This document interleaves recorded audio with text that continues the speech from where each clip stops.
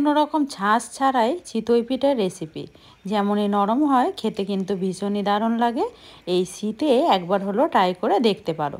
নমস্কার বন্ধুরা, কাজল ভিলেজ কিচেনে সকলকে স্বাগত জানাই। রোজকার মতো আজও রান্নাঘরে চলে এলাম। আজকের রেসিপি প্রথম থেকে লাস্ট পর্যন্ত দেখতে থাকুন, আশা করছি ভীষণ ভালো লাগবে। তো চলুন তাহলে শুরু করা যাক। তো দেখতে পাচ্ছ এখানে আমি নিয়ে নিয়েছি আতপ চাল। আতপ চালটাকে আমি বেশ 2 ঘন্টা মতো ভিজিয়ে রেখেছিলাম। আতপ চাল দিয়ে চিতই পিঠা কিন্তু বেশ খেতে ভালো লাগবে। তোমরা চাইলে কিন্তু এখানে সিদ্ধ চালও নিতে পারো।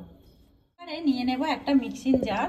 তো এবারে সমস্ত চালটাই আমি এর মধ্যে দিয়ে দেবো। যেহেতু চালটা ভিজে রয়েছে, এর মধ্যে আর জল দেবো না, আগে একটু ভালো করে বেটে নেব, তাহলে কিন্তু খুব ভালোভাবে বাটাটা হবে। তো এখানে দেখতে পাচ্ছ সমস্ত চালটাকে আমি ভালো করে অল্প অল্প জল দিয়ে একদম দেখতে পাচ্ছ একদম ক্রিমের মতো করে এইভাবে কিন্তু বেটে নিয়েছি। এইভাবে সুন্দর করে কিন্তু ক্রিমের মতো করে বেটে নিতে হবে। যদি দানা দানা থাকে তাহলে দেখবে খেতে কিন্তু ভালো লাগে না। এইভাবে একটু খুব ভালো করে অল্প অল্প জল দিয়ে এরকম একটা ঘন আমরা গোলা গুলে নেব। তো এখানে নিলাম একটা বাটি, বাটির মধ্যে সমস্ত গোলাটাকেই ঢেলে নেব। সমস্তটাকেই আমি একটা বাটির মধ্যে ঢেলে নিলাম। দেখতেই পাচ্ছ একদম সুন্দর একদম ক্রিমের মতো। এইভাবে যদি বেশ গোলাটা গোলা যায় তাহলে কিন্তু চিতই পিঠেগুলো কিন্তু খেতে বেশ দারুণ হবে। একদম কোনো রকম দেখবে নরম স্পঞ্জের মতোই হবে। এবারে এখানে দিয়ে দেব হালকা উষ্ণ গরম জল। এখানে কিন্তু গরম জলই ব্যবহার করতে হবে। দিয়ে দিলাম গরম জল। এবারে খুব ভালো করে আগে গুলে নেব। তো আমি দেখিয়ে দিচ্ছি ঘনত্বটা ঠিক কীরকম হবে। খুব সুন্দরভাবে গোলাটাকে গুলে নিলাম, আর দেখতেই পাচ্ছ এরকম ঠিক ঘনত্বটা রাখতে হবে। আমি ওই অল্প 4 থেকে 5 চামচের মতো এর মধ্যে জল ব্যবহার করলাম। এবারে এখানে দিয়ে দেব আমি লবণ, স্বাদ মতো দিয়ে দেব লবণ। লবণটা তোমরা তোমাদের মাপ মতোই দেবে। সুন্দর সফট হওয়ার জন্য দিয়ে দেব এখানে আমি বেকিং পাউডার। তো দেখতে পাচ্ছ 1 চামচের কিছু কম, আমি মানে অর্ধেকটাই নিয়েছি বেকিং পাউডার। যেহেতু এখানে 1 বাটি নিয়ে নিয়েছি আমি চালের গুঁড়ি, তাই জন্য নিয়ে নিলাম আমি 1/2 চামচ বেকিং পাউডার। দিয়ে সমস্ত উপকরণগুলোকে খুব ভালো করে মিশিয়ে নিতে হবে। সমস্ত উপকরণগুলোকে খুব ভালো করে মিশিয়ে নিয়েছি। এবারে এখানে দিয়ে দেব আমি 1 চামচ একদম মিহি করে ভালো নরম একটু নারকেল আমি কুড়িয়ে রেখেছিলাম, দিয়ে দেব কোড়ানো নারকেল। তো দিয়ে দিলাম, বেশি দিবার দরকার নেই, অল্প একটু দিলে খেতে কিন্তু দারুণ লাগবে। সমস্ত উপকরণগুলোকে খুব ভালো করে মিশিয়ে নেব। সমস্ত গোলাটাকে খুব ভালো করে গুলে নিলাম। আর দেখতেই পাচ্ছ ঘনত্বটা ঠিক এরকমই রাখতে হবে। একেবারে পাতলা করলেও হবে না, আবার মোটা করলেও কিন্তু হবে না। এরকম ঠিক একটা ব্যাটার গুলে নিতে হবে।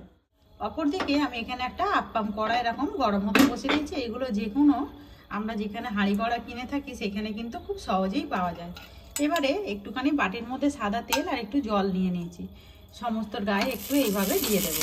কড়াটা কিন্তু বেশ গরম হয়ে গেছে, দেখতেই পাচ্ছ।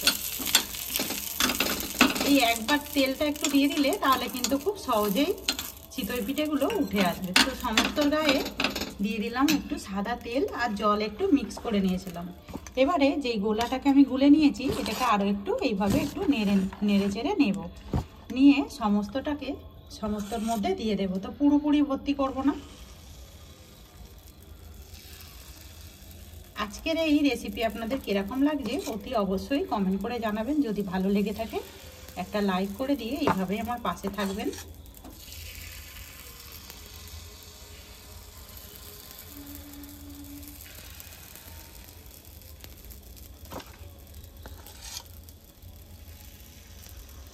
আর দেখতেই পাচ্ছ কতটা সহজেই কিন্তু আমরা চিতই পিঠেগুলো রেডি করে নিতে পারি, আর খুবই কম সময়ের মধ্যে। এই সময় আমি গ্যাসটাকে কিন্তু একেবারেই আস্তে রেখেছি।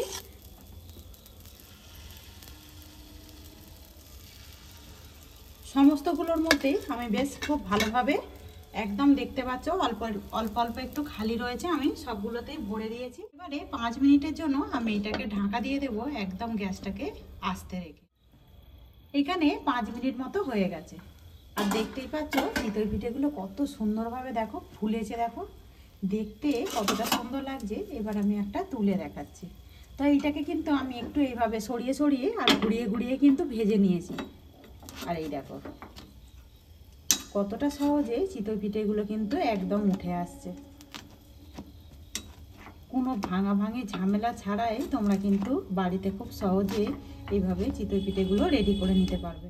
সমস্ত চিতই পিঠেগুলোকে আমি তুলে নেব একটা থালার মধ্যে।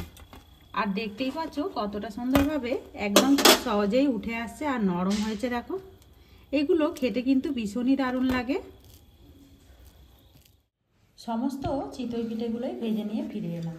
আর দেখতেই পাচ্ছ কতটা নরম হয়েছে আর একদম কতটা সহজেই শুধুমাত্র চাল দিয়ে 2 চামচ নারকেল দিয়ে কিন্তু সহজেই হয়ে গেল।